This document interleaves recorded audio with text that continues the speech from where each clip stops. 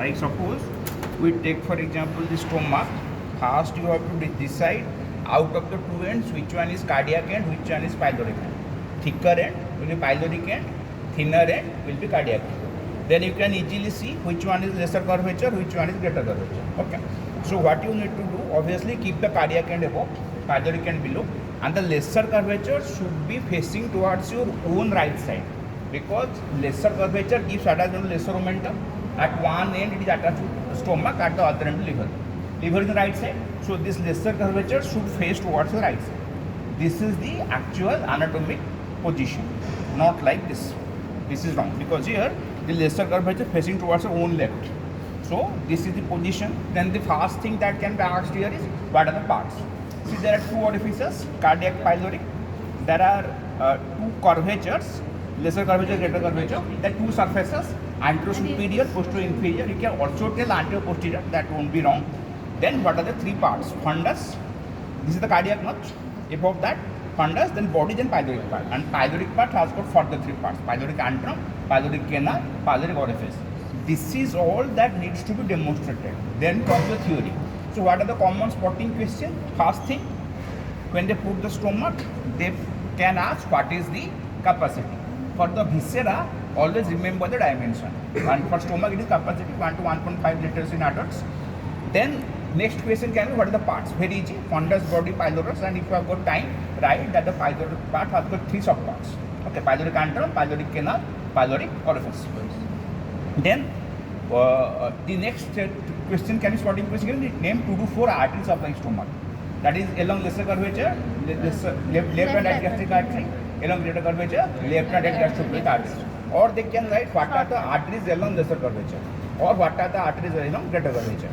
The next question is name some viscera in the stomach bed. Okay, so read the stomach bed. What is there? You all know that is body of pancreas, tortuosplenic artery, that is kidney with the suprarenal gland, there is spleen, that is transverse mesocolon, not transverse colon, transverse mesocolon. So remember 4 to 5 which can be asked in the spotting. Then when you face it in your window or your grand viva, again parts can be asked, capacity, everything. But what we will concentrate on mainly is the artery supply, venous drainage, lymphatic drainage. Most of them can be asked, but artery supply, venous drainage, lymphatic drainage are more commonly asked, and so is asked stomach bed. Okay, so read that clearly. Then, so this is all, and when you read any viscera, always prepare its 4 or 5 functions. They can be asking the function of stomach.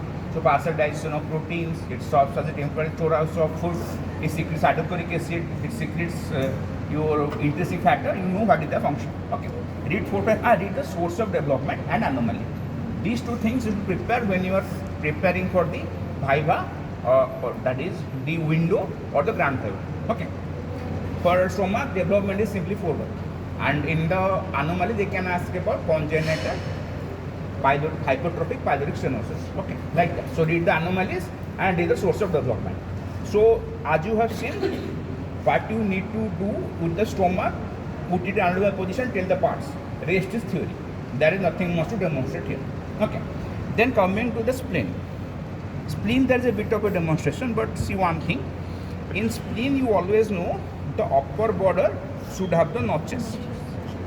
So see here, if you see this spleen, you can find that the notches are on this border as well as on this border. Now, which one is the upper border is the question. The thing is, apart from the fact that the upper border is notched, there is another fact for holding the spleen in position, that is the upper impression which contains the hilum should be larger compared to the lower impression. So if you tell this is the upper impression of hilum, this should be larger. Okay, so this is the anatomical position of this spleen. Okay, so have the two things in mind. Then what they ask, parts. So this is posterior end or medial end. So this is posterior end or medial end. Then this to the anterior end or lateral end. Then the borders are very easy to demonstrate: upper border or superior border, intermediate border, inferior border. Then the surfaces. See, you should always hold the spleen on your left palm, like this. Okay, making it not like this, just like this, like you hold a picture. Okay, and here there are two surfaces. This is the visceral surface, and the surface resting on my palm is the diaphragmatic surface. What you get on diaphragm surface? Obviously diaphragm and 3 ribs. What are the left 9, 10, 11? Out of which 10th is the axis. Left 10, 3 is the axis of spleen. That is very commonly asked, which is the axis of the spleen. Then you have to identify these impressions. So this is upper gastric impression, which contains the hilum. This is renal impression. Then just in front of the hilum is very small area that is known as pancreatic impression. Then colic impression. What they can do when they put this spleen just like this in spotting, the first thing they can ask, that is not very common, but they can ask about the function. Two functions you will never forget in your whole life. In fetal life, it is blood forming. In adult life, it is blood destroying or graveyard of RBC. These two functions you can never forget in your life. Then another thing they ask, if they put this spleen like this, they will probe any of these impressions and ask what impression it is. That is one type of question. Or they can simply ask, write two of the ligaments. Read everything regarding the ligaments of spleen, like gastrosplenic, linear. Not only that, there is phrenicopolic and phrenicosplenic ligament. So see, what are the contents of gastrosplenic and linear ligament are commonly asked. More commonly, linear ligament content. What is the content of gastrosplenic ligament? Short gastric artery and left gastroepiploic artery. What is the content of the linear ligament? Tail of pancreas and splenic vessels. The linear ligament content is more commonly asked. Okay, and remember one thing, sometimes they ask what is pedicle of spleen, that is gastrosplenic ligament and linear ligament taken together. That is called the pedicle of the spleen. Then there is phenicosplenic ligament that suspends the spleen from phrenic, the diaphragm, that is called suspensory ligament of spleen. Sometimes the gastric ligament is the suspensory ligament of spleen. Or sometimes the lower end of the spleen is supported by the phrenicopolic ligaments. The phrenicopolic, that means the ligament is attached at one end to diaphragm, the other end to colon. But it supports the lower end of spleen, so it is called support of spleen or sustentaculum linis. Sustentaculum means support, lion means spleen. Okay, so that is the sustentaculum linis. Then in the spleen, they ask a bit about the development. Remember, spleen develops in dorsal mesogastrium, and they again ask from which drum layer. See, spleen exclusively develops from the mesoderm. Okay. Then they may ask a bit about the developmental pattern. They ask why there are notches on the spleen. Why there are notches on the spleen? Because the spleen develops in segments and then fuses. So the notches are an indication that it develops in segment and then get fused. Then the next question, sometimes if you answer really well, they ask what is phreniculi or what is accessory spleen. That is in thoracic. It is splenic mass outside its normal position, and what are the locations? All the derivatives of dorsal mesogastrium. Spleen develops in dorsal mesogastrium, so in all the derivatives of dorsal mesogastrium, you will get the phreniculi. So you get from book, what are the derivatives of dorsal mesogastrium? That nothing is gastrosplenic, linear ligament, retromomentum, like that. Apart from that, it can be present in the broad ligament of the uterus or in the left spermatic cord in the male. In the male, it is present in spermatic cord. In the female, it is present in broad ligament. Okay, that means not. And they ask about splenomegaly and hypersplenism. Splenomegaly means size increase, and hypersplenism means there is increased activity. So these two things, they may coexist, they may not coexist. Okay, and remember the causes. The most common cause of the causes of splenomegaly can be malaria, chronic malaria, malaria of longer duration, or it can be your typhoid, or it can be, if you don't remember, at least you can tell tumor of spleen or metastasis of spleen. In either case, it will be enlarged. Okay, so remember 4 or 5 causes, and chronic myeloid leukemia is another condition where there is splenomegaly. Hypersplenism is also found in malaria and the like, in the causes. Then another thing, in the spleen they ask about Harris dictum. Sometimes if it is a window question or it is in your viva, they ask what is Harris dictum. Harris dictum regarding spleen is all the odd numbers up to 11 and 10. So 1 inch is the thickness of the spleen, 3 inch it is width, 5 inch it is length, 7 ounces is the weight, ounces OZ is the weight, 9 to 11 ribs are related to it, and remember 10 because left 10th rib is the axis. Sometimes if they hand you over the spleen, they ask about the functions first or what is Harris dictum. Okay, and remember about red pulp and white pulp. That can be also asked in the viva. What is red pulp? 2 things, sinusoids and the boundaries. What are the boundaries? Cords of Billroth. What is white pulp? That is centrally placed arteriole surrounded by a lymphatic set. At least remember this much, and if you answered well, they ask which one is more out of red pulp and white pulp. 75% is red pulp and 25% white color. Sometimes they ask, does the spleen move with respiration? Yes. All the subdiaphragmatic organs move with respiration along with the movement of the diaphragm. That can be kidney, that can be spleen. Okay, so remember that. And they ask whether spleen is essential to life or not. No. If you remove the spleen, there will be increased chances of infection, but the person can survive with due precautions. Okay, so these are the common things asked regarding spleen. So this is all about spleen. The liver, see, a lot of things are to be demonstrated here. If you saw stomach or spleen, very few things are there. But in liver, a lot of things are to be demonstrated. The first thing is how to hold the liver in anatomical position. So see, first thing, this is the IVC. It's the IVC that I have wrote. Okay, that should be posterior and that should be vertical. Then the liver should be moved towards the right side with the broad part towards your right and the narrow part towards your left. And the superior surface should be convex, concave, convex from either side. If you go from right to left, convex, concave, convex. If you come from left to right, convex, concave, convex. Okay. Then the next thing is what are the parts? Parts are surfaces, borders. See, what are the surfaces? Very easy. Just hold the liver in position. The part or the surface facing up is superior surface. The surface facing front is anterior surface. The surface facing behind is posterior surface. The surface facing below is inferior surface. And the surface facing towards right and lateral side is right lateral surface. So just hold the liver in position and you can name the surfaces. Then what are the borders? There are three of them. Posterior superior, posterior inferior and inferior. Okay. So see, posterior superior border is so called because it intervenes between posterior surface and superior surface. This is superior surface. This is posterior surface. So this border will be posterior superior border. This is posterior surface. This is inferior surface. So intervening between them, this ill-defined border is posterior inferior border and the sharpest border is inferior border. That is really well defined. This is the inferior border that separates the inferior surface from the anterior surface and right lateral surface. Okay. Now let us go to the features of individual surfaces. So see, if we see the superior surface, what is above the diaphragm? What is in the diaphragm? Central tendon, two domes. What is above central tendon? Heart with pericardium. What is above each dome? Respective lungs with pleura. Okay. Then what is on the anterior surface? Right side, right costal margin. Left side, left costal margin. In the middle, G4 process. What is the relation of right lateral surface? Just outside, you will first find the diaphragm. Then outside that ribs. Which ribs? 7 to 11. Okay. And we can divide the space between the diaphragm and the ribs into three parts. Upper third, middle third, lower third. Upper third has got both lungs and pleura. Then lungs gets finished first. So in the middle third, you only get the pleura. But in lower third, there is no lungs, no pleura. Okay. So this is very easy, this surface relation. But in the posterior and inferior surface, you get many much. Okay. First thing, in the posterior surface, how to tell the features? Start from the right and go to the left. Okay. So this is called the bare area of liver. See, bare area means it is without peritoneum. The bare area means it is the largest non-peritoneal area. That is what is called the bare area. Okay. Now see, what are the boundaries there? See, at the base there is inferior vena cava. At the apex there is ligament known as right triangular ligament. That is from the right lobe of the liver to the diaphragm. Above there is superior coronary ligament that is reflected from the liver to diaphragm.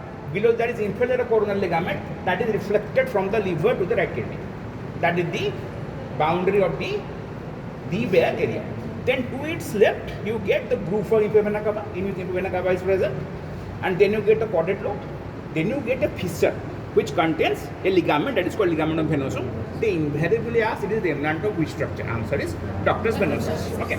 Then this small impression is for the esophagus. This is called esophageal impression. So these are the features that you encounter on the posterior surface. Now what is on the inferior surface? For that you start from the left, go to the right. Okay. First you see stomach. See, above was esophagus, so below that here is stomach, area for stomach. Then this fissure is for ligamentum teres it is obliterated left umbilical vein. They invariably ask after this ligament they are remnant of what? Okay. Then this is the quadrate lobe. See, quadrate lobe relation wise can be divided in three parts: upper third, middle third, lower third. In the upper third there is omentum. In the middle third there will be the pyloric part of stomach and first part of duodenum. In the lower third there will be transverse colon. Then this is the gallbladder. This green colored sac the gallbladder that I'm holding in the forceps. This is the gallbladder, okay? This is green color. It is green discolored because of bile, okay? Now, they can tie the gallbladder and ask its capacity, that is or volume, that is 30 to 50 milliliters. What the parts, that is fundus, then body, then neck. They can ask the name of duct of gallbladder, cystic duct. They can ask the name of the artery, cystic artery. They can ask the name of the vein, cystic vein. Cystic artery, they ask the branch of which artery, right hepatic artery, and cystic veins drains to portal vein. That much you have in mind. This is the bare basic that can be asked about the gallbladder. Then to its right, we get one area for the junction between first and second part of the duodenum, and this area is for the right pelvic flexor. So see the symmetry. Initially there was esophagus, then there is stomach, then there is pyloric part of stomach and first part of duodenum, then there is junction between first and second part of duodenum. Here is the right transverse colon, and here the place for the right pelvic flexor. Just the continuation. Okay, and this is the area for the right kidney and the right suprarenal gland. Apart from that, see this area with all this host of pores, okay, can be probed. This is the porta hepatis. This is a very commonly probed spotting. They can probe the porta hepatis and ask what passes through it at the side question. Duct artery vein, before backwards, duct artery vein, before backwards means anterior to posterior. Duct are right and left hepatic duct, not bile duct. Then there is right and left branch of hepatic artery and right and left division of portal vein. That is what passes through the porta hepatis. And this enlargement is the tuberomental. Tuberomental of liver faces towards tuberomental of pancreas. Okay, that is why they are correspondingly named. Now, this is what you need to demonstrate. Then they can ask about the ligaments of liver. They can be true ligaments, false ligament. True ligaments are embryonic folds, ligamentum teres hepatis, ligamentum venosum. False ligaments are lesser omentum. The right triangular ligament that extends from right lobe to the diaphragm. Left triangular, see this is the left triangular that extends from left lobe of liver to the diaphragm. Then there is coronary ligament, superior layer, inferior layer, superior layer reflected from the area of liver to the diaphragm, inferior layer from the liver to the kidney. Okay, and there is falciform ligament. That is this ligament. See, this membrane-like structure attracts to the upper and anterior surface of liver. This one is your falciform ligament. The falciform ligament. At one end attracts to superior surface and anterior surface of liver. At the other end to anterior abdominal wall and the diaphragm. And the diaphragm. Okay. Then sometimes they ask what are the contents of falciform ligament, that is ligamentum teres. Then there is portal system subpel, okay, and there is some diaphragmatic veins. Okay, read that from the book. Then they can ask the lobes of the liver. The next buyback question, lobes of the liver. So there is anatomical division of the lobes, physiological division. The anatomical division is by the, if you make a line by joining falciform ligament, ligamentum venosum, ligamentum teres, that line divides the liver into anatomical right lobe, anatomical left lobe. Then the physiological division is by the cholecystrovena cava line. We join the groove for infravena cava with the fossa for gallbladder. That is called cholecystrovena cava line that divides the liver into physiological right and left lobe. Then apart from that, that is quadrate lobe, that is quadrate lobe, that is the radial slope. That is an extension from the inferior border of the liver. And that is an occasional lobe. Tongue-like projection and occasional lobe not always found. Okay. So then a very common question is nutrition of liver, source of nutrition. Measured by the portal vein, a bit by the hepatic artery. Then they can ask about the histology, but some ask, some don't ask. And they can ask one thing about the hepatic arterial segment. Okay, so there what happens, remember, there is a right lobe and left lobe. The left lobe has got two divisions, medial lateral. Right lobe has got anterior posterior. Then each of the four is divided into upper part and lower part. So altogether 8 segments. So remember the number LMS. Okay, left lobe, medial lateral. Then PR, right, posterior anterior. Then each of them, posterior anterior, lateral, medial, get divided into upper lobe. So altogether 8 segments. Okay. So that is all that needs to be demonstrated in the liver. Then the kidney is again minimum demonstration, maximum theory. So see, first thing is when they ask about the kidney in the spotting, you should always be able to correctly tell the side. If you make the side wrong, everything becomes 0. They won't award you any mark. Okay. First thing, one thing, the hilum of the kidney should always be medial. Second thing, at the hilum, the structure going down should be ureter, and that should be most posterior.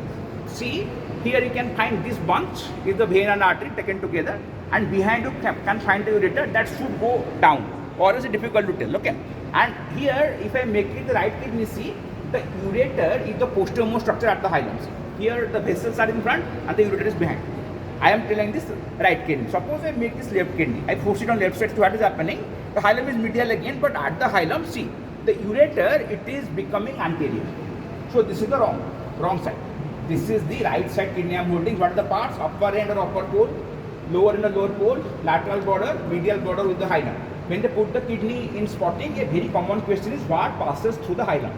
From before backwards, anterior posterior, VAU, renal vein, renal artery, ureter, you can write the pelvis of ureter. Same thing, because the part of ureter up to lower pole is called pelvis. Okay, so you can write vein artery ureter or vein artery pelvis of ureter. Same thing. Okay. Then what are the surfaces? Anterior surface, posterior surface. They will ask name 2 to 4 structures in the anterior surface or posterior surface as the side question. So what are the structures in the anterior surface of right kidney? This is for the suprarenal gland, suprarenal area. This area is for duodenum, then for liver. Then see below, the inner area is for jejunum, outer area is for colon. Jejunal area, colic area. Then what is the posterior relation of the right kidney? Above that is diaphragm with only one ring, 12th ring, because the liver is there, it displaces the kidney a bit below. Then 3 things you know that: medial lateral, PQT, psoas major, then quadratus lumborum, then T for transverse abdominis. On the quadratus lumborum there is your 3 things: subcostal vessel nerve, iliohypogastric nerve, ilioinguinal nerve, and in addition to that, on the right side, that is right 4th lumbar artery. That is 4th lumbar artery. That is relation. So they may ask write 2 to 4 structures on the anterior surface or write 2 to 4 structures on the posterior surface at the side question in the spot. Now let us see the left kidney. See again here, same thing. You have to make the hilum medial. But see, if I am making this the left kidney, see this bunch in front that I am holding it the forceps is the vessels, vein and artery. Okay, and this is the ureter, and that is going down, and it is the posterior most. If I force it on the right side, see again the hilum is medial, but the ureter that is going down becomes anterior structure. So this is not to be done. This is the left side kidney. Parts are the same: upper pole, lower pole, lateral border, medial border of the hilum, anterior surface, posterior surface. But again, the relations are different. On the anterior surface, you get this is the suprarenal area, this is the splenic area, in between the two gastric area, then pancreatic area, then below same inner side jejunal area, outer side colic area. Always on the kidney, inside jejunal area, outside colic area. Then what is there on the posterior surface? Upper part, lower part. Again, the upper part you get diaphragm, but 2 ribs, 11th rib, 12th rib. Because of the absence of liver here, the left kidney is a bit above. Okay. Then apart from that, the lower part, again same thing, 3 muscles from medial lateral PQT. On the quadratus lumborum, you get subcostal vessel nerve, below that iliohypogastric nerve, below that ilioinguinal nerve, and there is no 4th lumbar artery here. There is no 4th lumbar artery here. Remember the functions of kidney: formation of urine, excretion of nitrogenous waste substance, formation of erythropoietin, renin. You should know the function of erythropoietin and renin. Okay, that much is enough. Then here there is another arterial segment. Arterial segment is of kidney. That can be asked in the Viva if you answer well. So see, there are 2 divisions: anterior division, posterior division of renal artery. They are called segmental artery. So anterior segmental artery, posterior segmental artery. Posterior segment is single, but in the anterior segment you get 4 divisions. Common A, M, U, L. Upper, apical, upper, middle. I mean A for apical, M for middle, U for upper, L for lower. Okay, that is the anterior surface. Anterior segment, posterior segment is single. There is no division there. So have the idea about renal lateral segment and hepatic lateral segment. That can be asked. Obviously, if you answer well. If you don't answer initial things well, they won't ask that. Then kidney, remember the development. Sometimes they just put the kidney at the spotting and ask, tell the source of development. That is not covered yet. But when you prepare kidney for your fast crop, read the development and the developmental anomalies. Development means both source of development as well as anomaly. Okay, so at least remember from this class that there are 2 parts in the kidney, in the uriniferous tubule.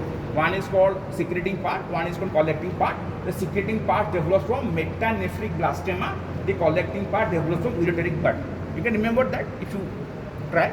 So at least remember this much, the name of the sources of the development of the kidney. Okay. Then if there is a section of kidney, they can ask about the interior, but that is again not a very common question. Okay, not a very common question.